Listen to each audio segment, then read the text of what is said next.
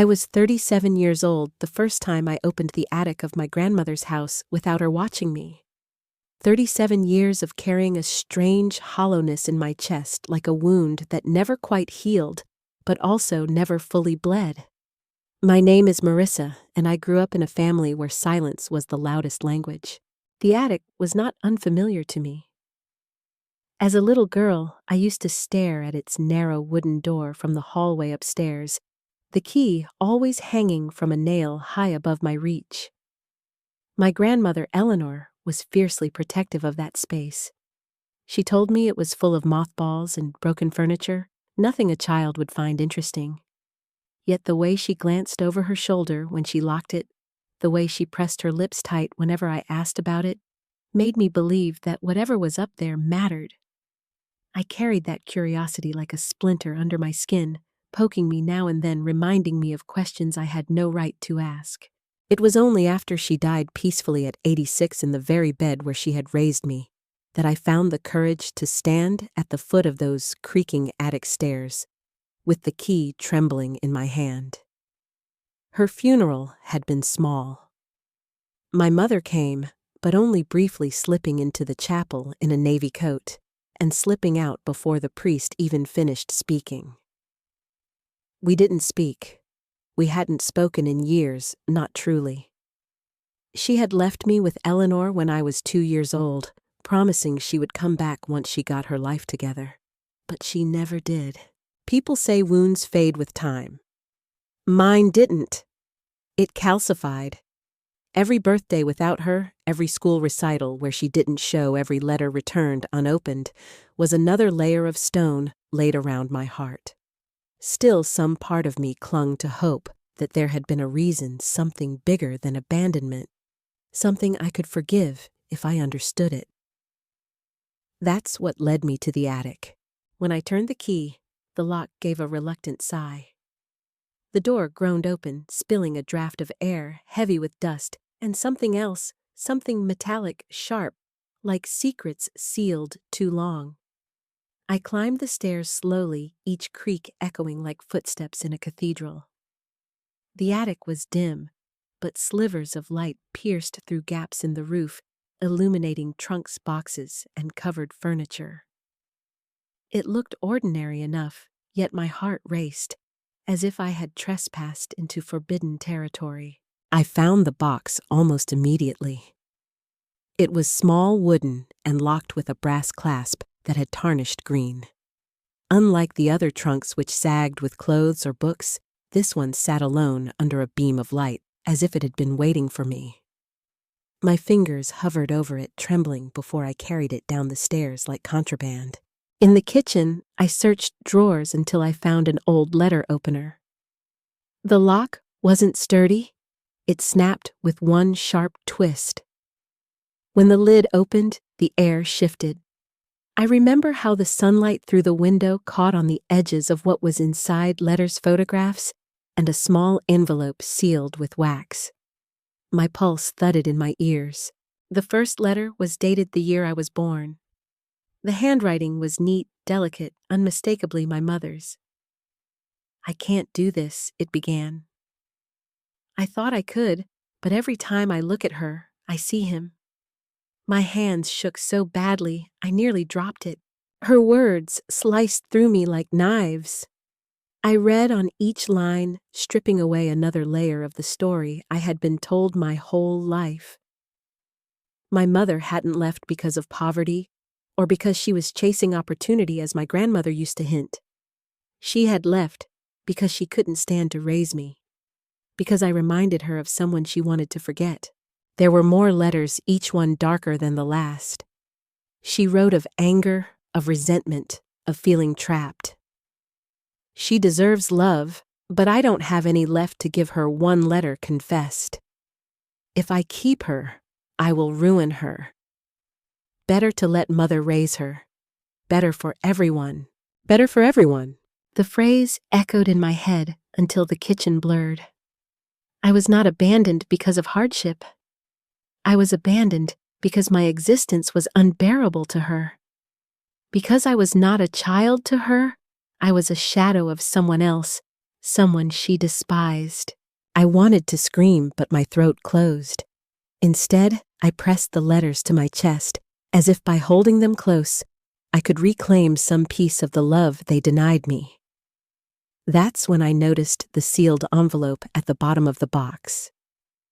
My grandmother's handwriting sprawled across the front for Marissa, when the time is right. My heart lurched. With trembling fingers, I broke the wax seal and unfolded the paper inside. My dearest Marissa, it began. If you are reading this, then I am gone, and the truth I carried has found its way to you. I know the letters in this box will wound you deeply. I kept them not to hurt you, but to preserve the truth for one day I knew you would seek it. Your mother was young, broken, and haunted.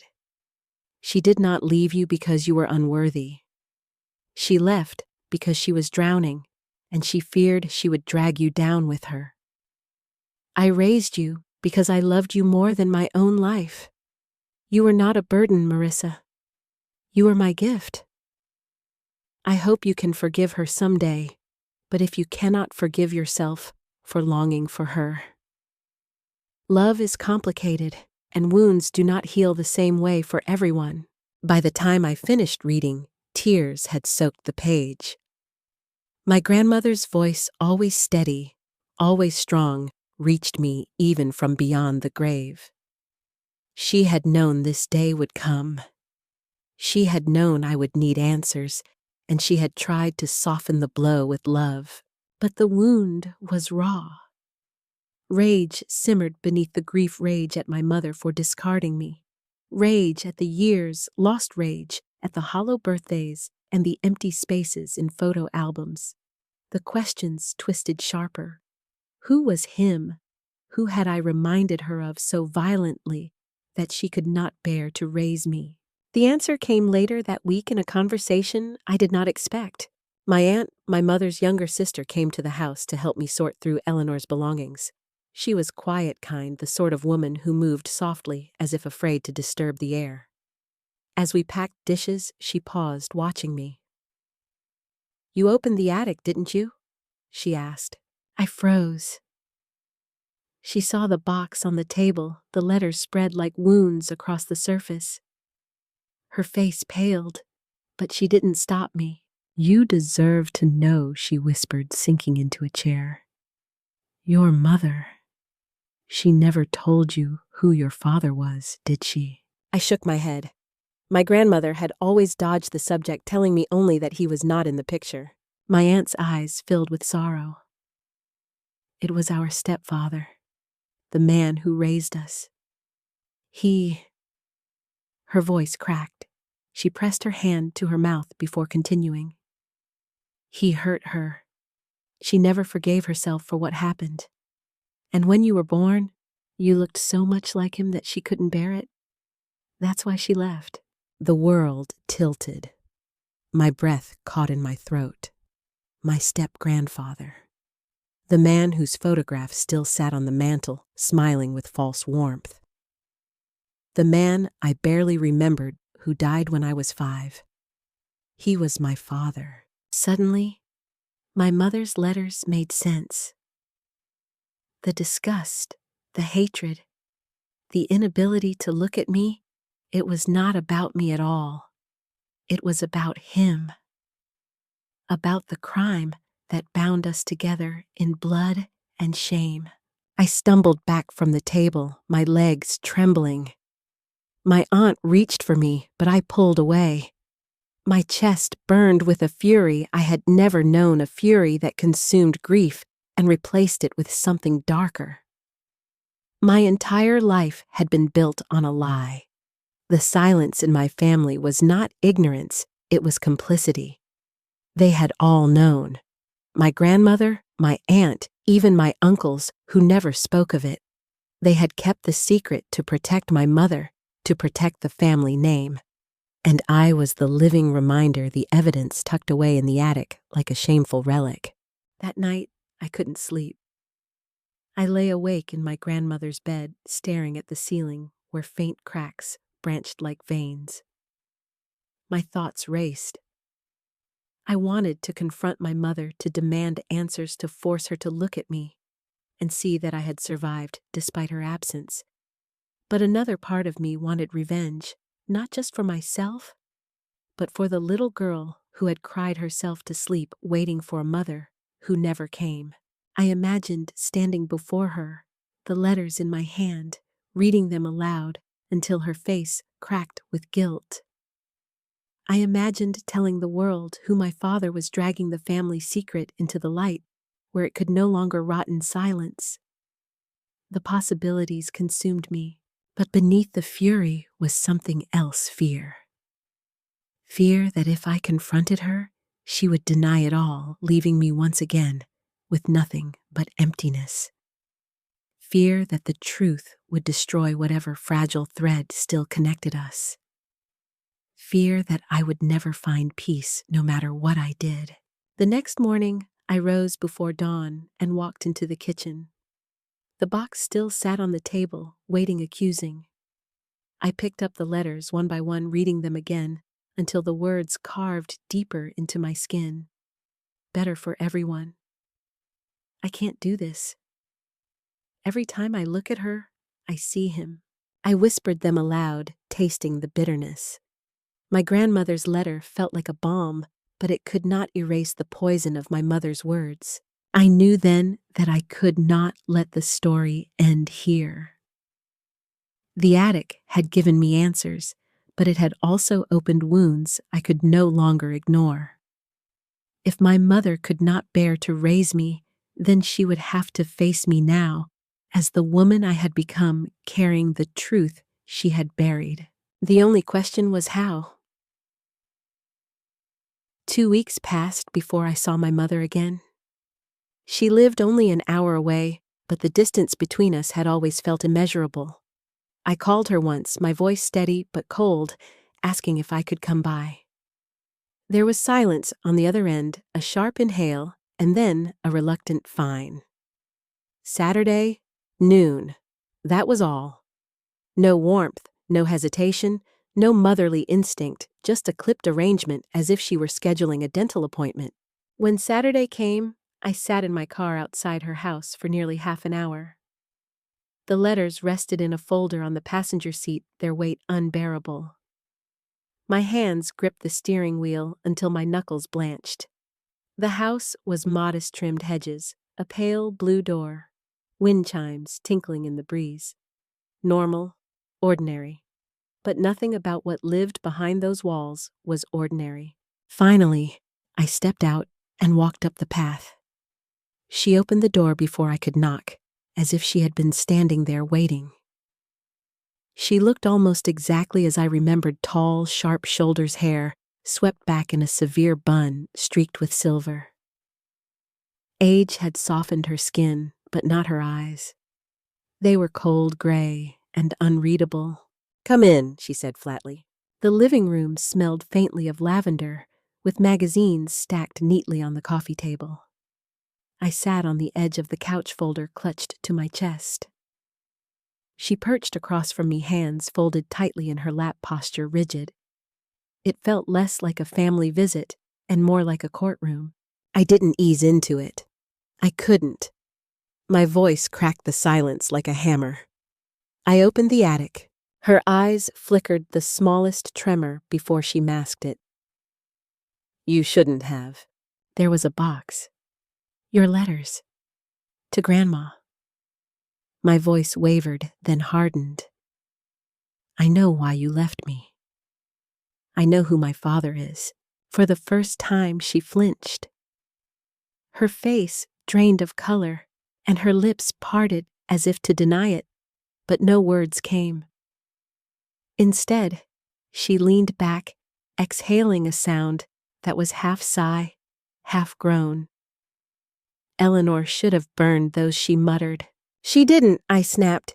"She kept them because she knew one day I would need the truth." Her hands trembled as she reached for a cigarette from the box on the table. She lit it with shaking fingers, drawing in a long, uneven breath. Smoke curled between us, hazy, suffocating. "You weren't supposed to know," she said finally, voice brittle. "Not like this." I clenched the folder, my anger boiling.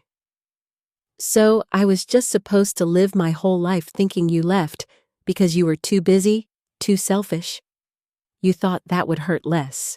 Her eyes met mine, then raw and sharp. I left because every time I looked at you, I saw him. I saw his hands, his mouth, his eyes.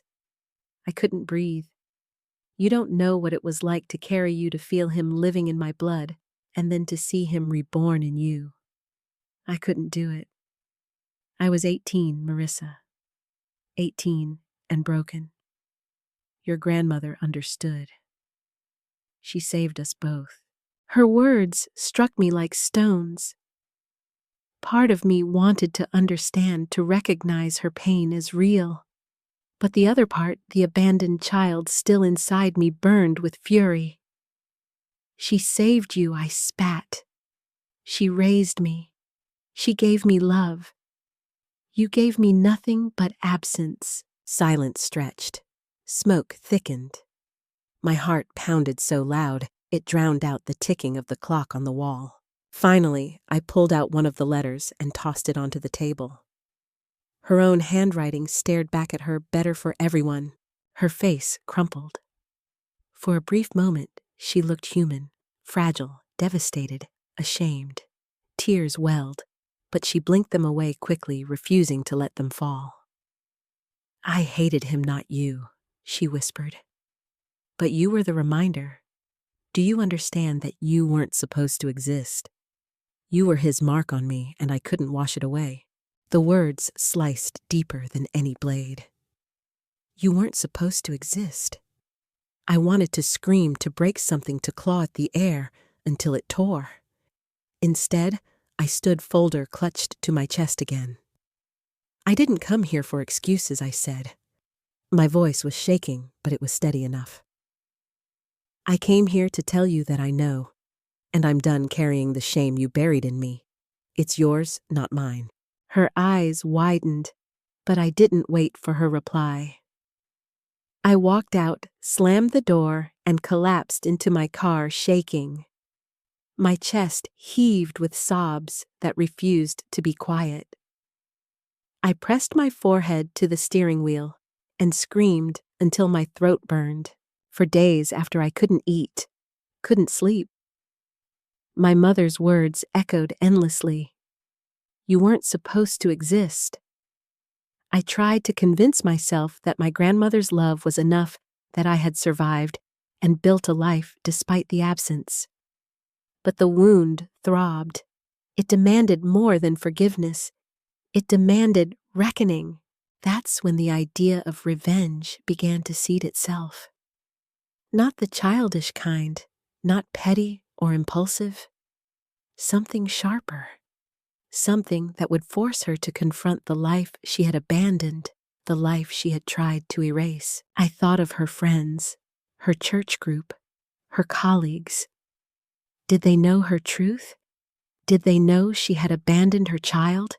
That the daughter she ignored was also her living reminder of a family betrayal?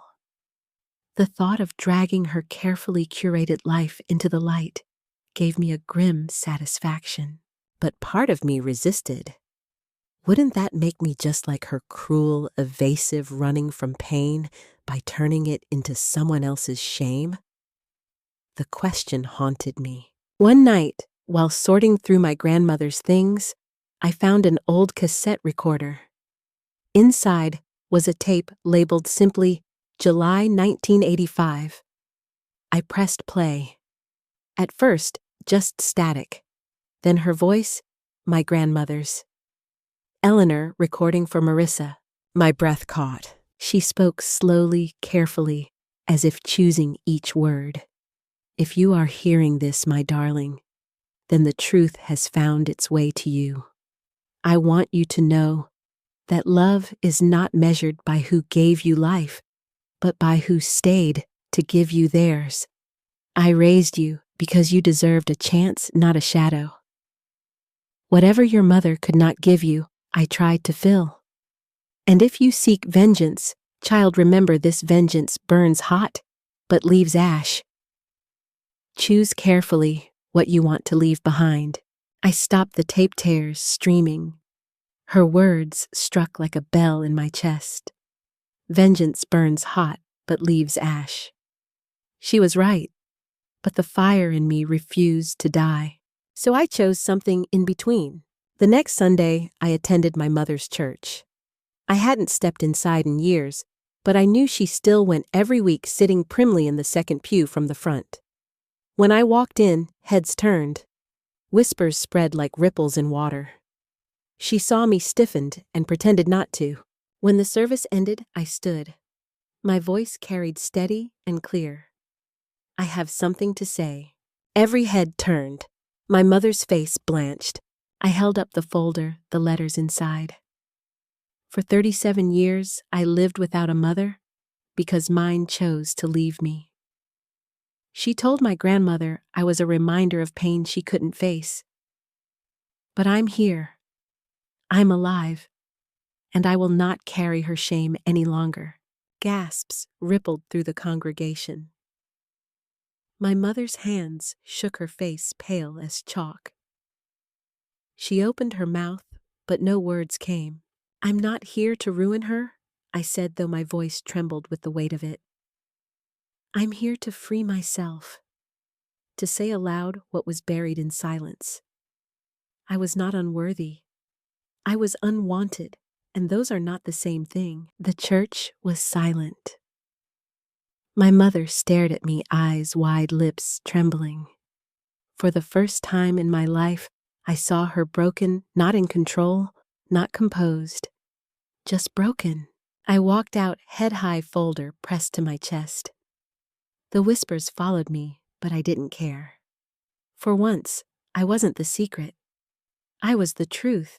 That night, I sat by my grandmother's grave. The moonlight washed over her name carved in stone. I laid the letters on the grass and whispered, I did it. I set it free. But freedom was not peace. Peace would take longer. And as I stared at the letters, now damp with dew, I realized something else. The story wasn't finished. Not yet. In the days after the church, I felt both lighter and heavier. Lighter because I had finally spoken the truth aloud. Heavier because the weight of what I had unleashed now pressed back at me in ways I hadn't expected. The phone rang constantly. Some people called to say they admired my courage. Others called to ask questions I didn't want to answer. My mother didn't call. She didn't text.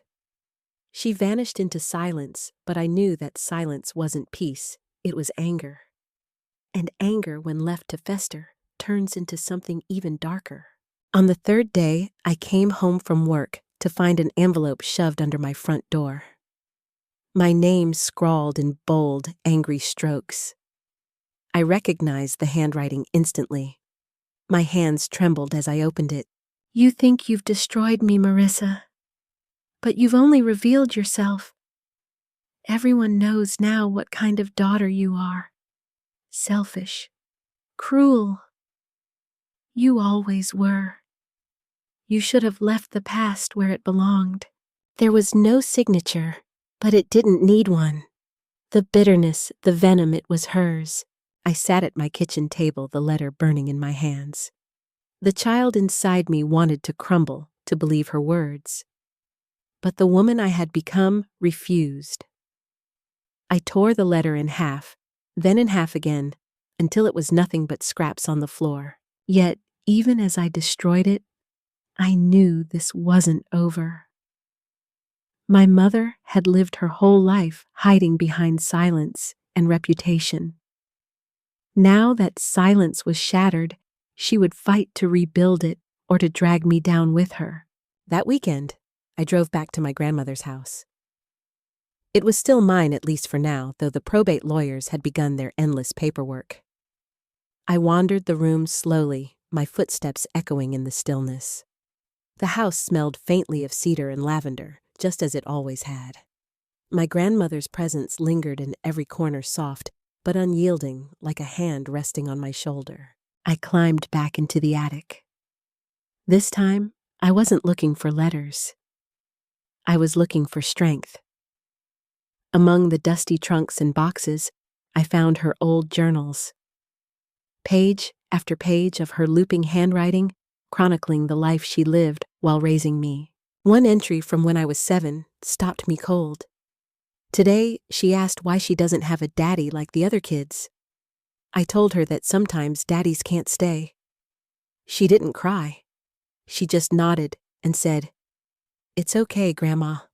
I have you." I pressed my hand to the page, my throat tightening. She had carried so much for me, so much I hadn't even realized. And in that moment, I understood what my revenge truly had to be. Not to destroy my mother's reputation, not to scream louder than her silence, but to live in a way that proved I was never the shame she made me out to be. Still, fate wasn't done with me. A month later, I received a phone call from my aunt. Her voice shook. "Marissa, you need to come to the hospital." "Your mother..." She collapsed. I froze. For a long moment, I couldn't breathe. I thought of the angry letter of her pale face in church, of the bitterness that consumed her. And now, the hospital. When I arrived, the sterile white halls swallowed me whole. My aunt met me outside the room, her eyes red. She had a mild stroke. "They say she'll recover, but..." Her voice trailed off. But something had shifted. Something fragile. I stepped into the room. My mother lay in the bed, thinner than I remembered her face, pale against the pillow. Her eyes flickered open when she saw me. For the first time, there was no steel, no walls, just exhaustion. "Why are you here?" she rasped. The question pierced me, but I steadied my voice. "Because despite everything, you're still my mother." Tears glistened in her eyes, though she turned her face away quickly. We sat in silence for a long time, the machines humming softly around us. Finally, she whispered, "I never wanted you to hate me." The words nearly broke me. After everything, the abandonment, the silence, the letters, the cruel note she had slipped under my door, she cared about my hate more than my love. I leaned forward, my voice trembling. "I don't hate you. I hate what you did. I hate the silence. But I don't hate you." Her lips quivered. For the first time, she didn't fight. She didn't argue.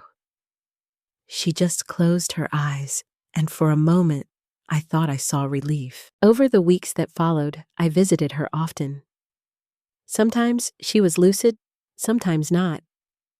Sometimes she spoke, sometimes she stayed quiet. I never pushed.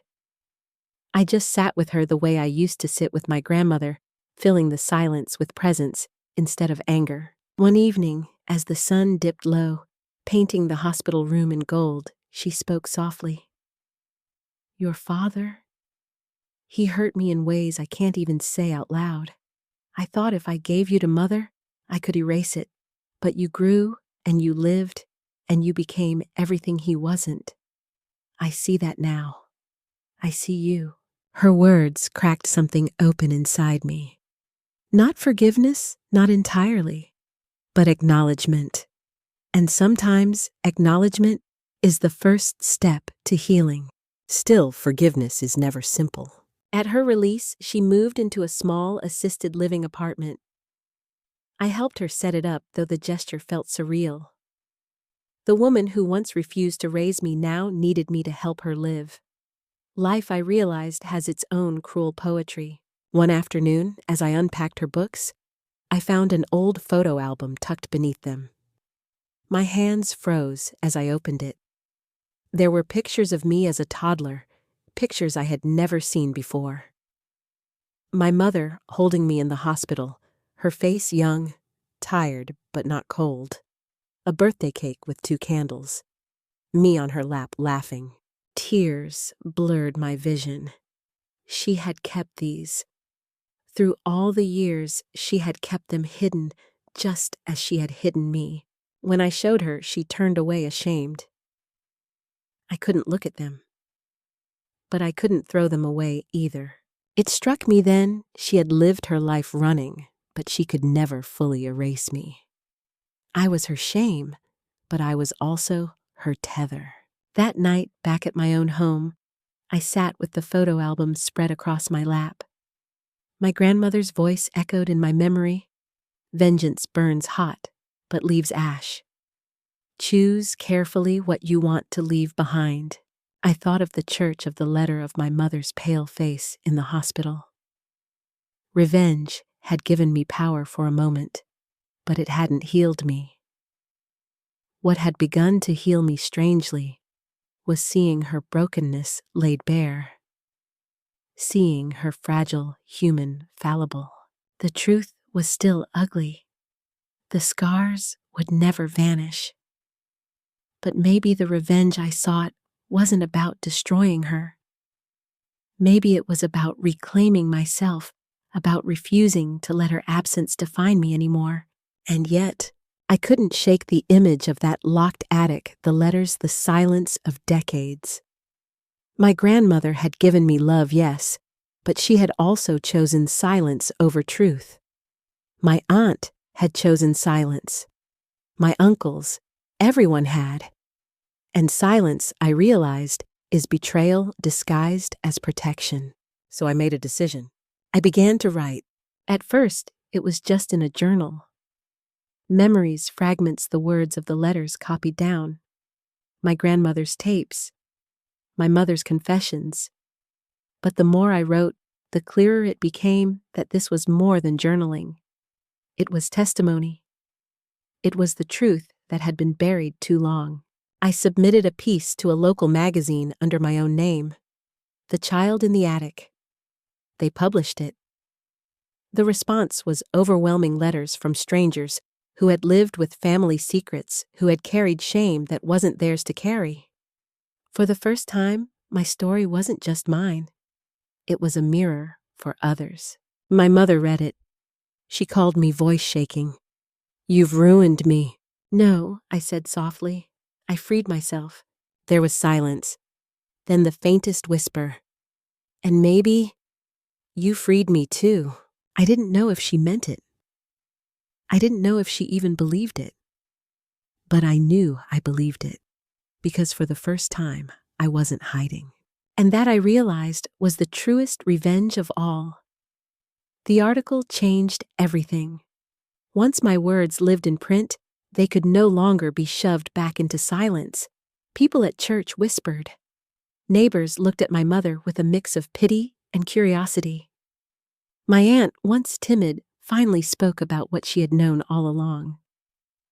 My family's fortress of secrecy had cracked wide open, and there was no repairing it. But something strange happened in the aftermath. For the first time in my life, I stopped caring about protecting her reputation. I stopped caring about being the dutiful daughter who swallowed her questions. The shame that had clung to me like a second skin began to peel away layer by layer until I could breathe without it choking me. And yet my mother remained in my life. Not as a nurturing presence, she would never be that, but as a wounded, fragile human being who finally had no walls left to hide behind. I visited her weekly at the assisted living facility. Sometimes she was sharp, other times lost in memory. But gradually, the sharpness of our exchanges dulled into something almost tender. One evening, she surprised me. I walked in to find her sitting at a small wooden desk, scribbling furiously in a notebook. She looked up when she heard me. "I'm writing it down," she said. Her voice was raspy, but there was determination in it. "Writing what down?" I asked. "The truth," she whispered. "All of it. What he did to me. Why I ran. Why I failed you. I don't want it buried with me."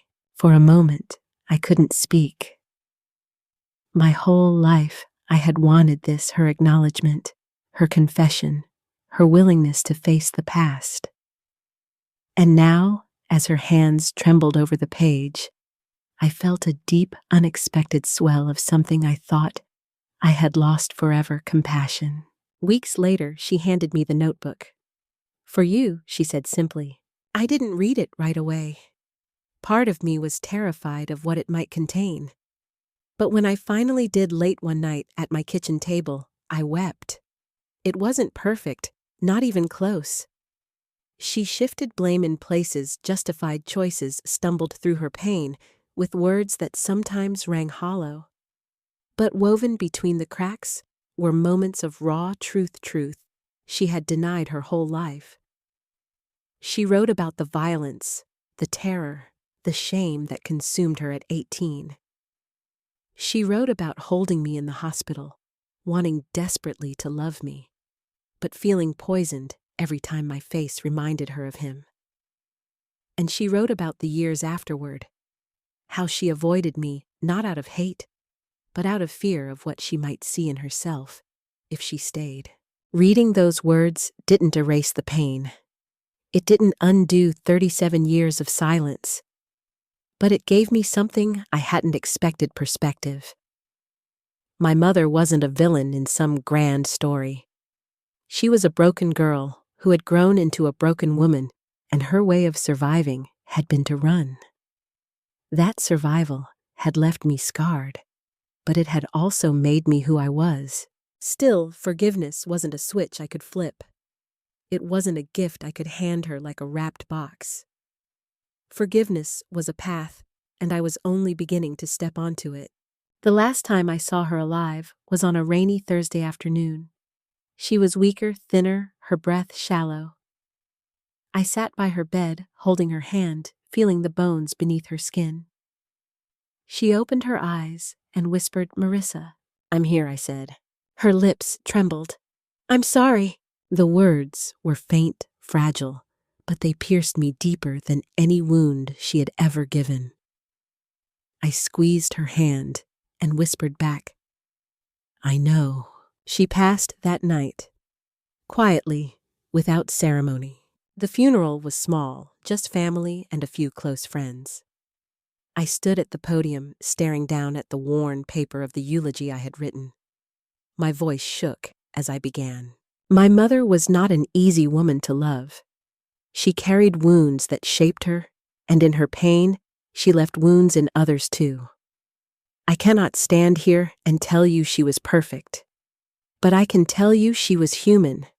And being human means failing, falling, breaking. Yet even in her brokenness, she gave me something. She gave me the chance to survive her absence. And in that survival, I found strength. Strength I might never have found if life had been easier. So today, I don't bury only a mother I never truly had. I bury the silence that bound us. And in its place, I choose truth. I choose freedom. There were tears in the audience. My aunt sobbed openly. I felt the weight lift as I stepped down, not because the pain was gone, but because I had spoken my truth one final time. Afterward, back at my grandmother's grave, I knelt between the two women who had shaped me most, one with her love, the other with her absence. I laid flowers between their headstones and whispered, "I am both of you, and I am neither. I am my own." The wind rustled the leaves as if answering. Years have passed since then. The letters from the attic are locked away now, but not hidden. They remain part of my story, part of the truth I carry. I published more essays, even a book sharing what it means to grow up carrying someone else's silence. People wrote to me from all over the world, saying my story gave them permission to tell their own. That more than anything has been my healing, and yet sometimes, late at night, I still hear her voice. You weren't supposed to exist. It no longer crushes me the way it once did. Now it steals me. Because every morning I wake up, every breath I take, every step I choose, proves her wrong. I was supposed to exist, and I do. The locked box in the attic was supposed to be my undoing. Instead, it became my beginning. I carry scars, yes. But scars are not signs of weakness. They are proof that wounds can close. Proof that survival is possible. Proof that even in the deepest betrayal, there can be a spark of rebirth. And if there is anything I've learned from this journey, it's this: silence protects no one. Speak. Even if your voice shakes, even if your truth burns, speak. Because the truth once freed cannot be buried again. If you've listened this far, thank you. Thank you for walking with me through shadows, through anger, through grief, and into something brighter. If my story resonated with you, please like this video, share it with someone who might need to hear it, and subscribe to the channel so you won't miss the stories that still wait to be told. And most importantly, leave me a comment. Tell me what part of this story touched you, or tell me your own, because none of us should have to carry our secrets alone.